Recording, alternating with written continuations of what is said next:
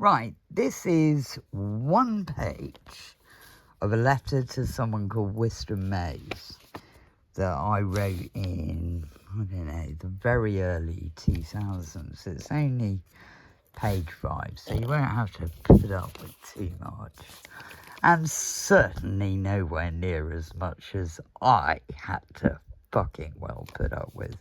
So you got the whole page here, but when I read it, because I'm really short-sighted, I'm going to have to press my face against the paper, and because I've got a hand tremor, you know, like, I'm going to hold the phone sort of here, and you get all this ridiculous nonsense, but it won't matter, because all that matters to you is my voice. So I suggest you start listening right away. I'm afraid it starts not only in media res, but the very last word of a sentence. Here. I don't know what the rest of it is. So here. Then I fall asleep. And when I wake up, there's this Minnie Mouse message from the vile original James saying he doesn't want any more letters. And he's sorry if he hasn't made this clear. Well, he hasn't exactly, has he? What with the whips and chains text messages. How rude. How lame. What a lie. I get a bit cross and walk around the flat, and then I start laughing. I think maybe I'll send him an ear if I can't send him a letter. He deserves some severed flesh, the frigid bitch. Maybe I'll send him that as a text, since I can't post him anything, not even a white feather or a pillowcase full of them. Bed linen, duvets, all very crucial. Le con. And get really annoyed about the book I lent him. My favourite Patricia Highsmith, which he hasn't returned. Or the 20 quid he owes me from desecrating a library book, footnote 6, on metapsychology, Sigmund Freud. What an idiot. And all the miserable, desperate text messages he's sent me in the past. And the absolute lapping up of my love and my energy and the boundless denial of this and everything. Plus, du tout, the thankless task of looking after a schizophrenic. In brackets. Oh, Jessica, I can't bear to sleep alone. You are wonderful. I will never see you again, ever, and so forth. I was perceived two completely conflicting, different things he's saying. And I think, well, probably this is good. They're not as good as the Old Testament is. He must have a girlfriend after all. There's a perpetual query. Does he really have a girlfriend or not? As he could otherwise never take such a risk. No more letters. Not even in Basel. Not even when you're lost, cold, hungry and alone. We'll see about that, matey. But he's also rather a poor sort. If he can't accept my letters, you're beginning to realise what my letters are like. And also can't seem to deal with me without trying to shag me, whether he has a girlfriend or no. And not in a nice way either. He is an idiot. I think that's a good statement. I decide to wait a while without saying or doing anything and then ask for the book back. My favourite Patricia Highsmith. Repetition for a very fucking good reason. In about a week's time. That letter must have made him feel guilty. He hates that. I think I'm going to keep the new James dark, whatever happens. The new James? Who's the new James? No idea. So he can go on thinking I'm heartbroken over him.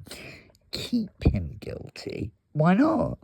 It's just so trashy to say, oh, well, I found someone else anyway. So it's all swings and roundabouts, but it sort of turned out rather well, I think, because I've ended up with lots of new friends and a new James and lost the old mean James, and that was a good exchange, I think, don't you? What do you think anyway? What does Marie think?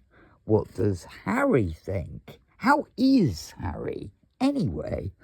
Love, Jessica.